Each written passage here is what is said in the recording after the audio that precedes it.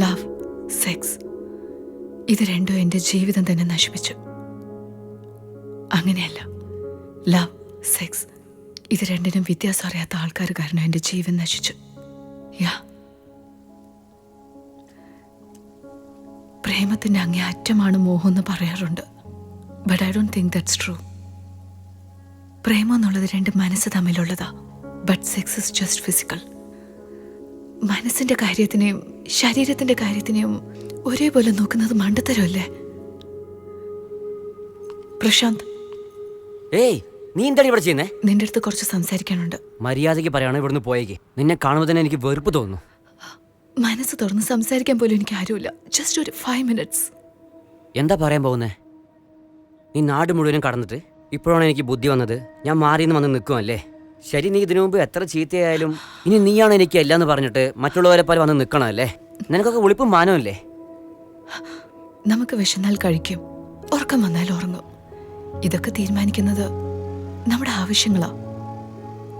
If the situation demands, having sex is not a big deal. അതാണ് എൻ്റെ personal philosophy. But my love was true. അതിന് പോലും അവൻ ബഹുമാനം തന്നില്ലല്ലോ. എന്താ നിങ്ങൾ കൾച്ചർലെസ്, ക്യാരക്ടർലെസ് എന്ന് പറയുന്ന പെണ്ണ് ആരെയും പ്രേമിക്കില്ലെന്നുണ്ടോ? ചാരിത്രം എന്നുള്ളത് വളരെ കോംപ്ലിക്കേറ്റഡ് അല്ലേ? ആണുങ്ങൾക്കത് മനസ്സിലും പെണ്ണുങ്ങൾക്ക് ശരീരത്തിലുമാണെന്ന സൊസൈറ്റി എല്ലാവരെയും വിശ്വസിപ്പിച്ചിരിക്കുന്ന.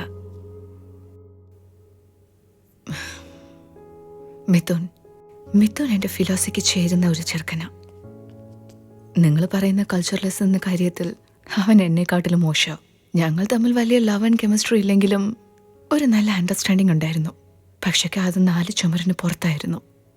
Because inside the bedroom, he's a monster. Surprise! Let's do it again. Mithun, no, please.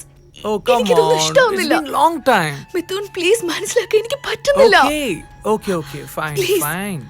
I don't want to do this. Fine. Look, I'm sorry. You're gonna be fine. Babe. ശരി. Forgive me.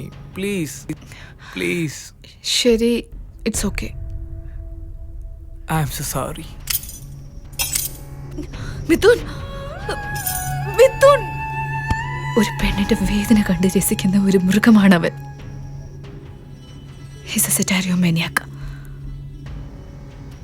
എന്നെ സ്നേഹിക്കുന്ന പെണ്ണ് എനിക്ക് വേണ്ടി എന്തും ചെയ്യും, എത്ര വേദന വേണമെങ്കിലും സഹിക്കുമെന്ന് വിചാരിക്കുന്ന ഒരാണാണ് മിഥുൻ. അപ്പൊ അവനെ വിട്ട് പോയിക്കൂടെയെന്ന് നിങ്ങൾ ചോദിക്കാം.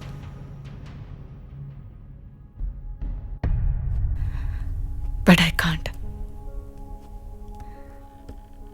കാരണം പ്രശാന്ത് എനിക്ക് തരാത്ത ഒന്ന് ഞാൻ മിഥുന് കൊടുക്കണമെന്ന് വിചാരിച്ചു. A second chance.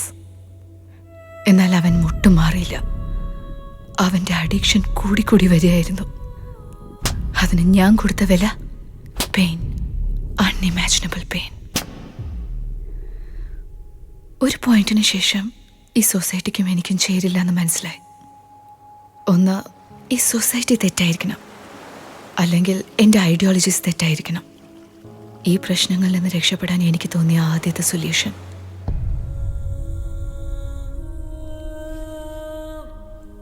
എന്നാൽ എൻ്റെ ഈ അവസ്ഥയ്ക്ക് കാരണക്കാരായ അവർ രണ്ടുപേരെയും ഒന്നും ചെയ്യുന്നില്ലല്ലോ എന്നൊരു വിഷമം. ഭാരം വീടണമെന്ന് തോന്നി.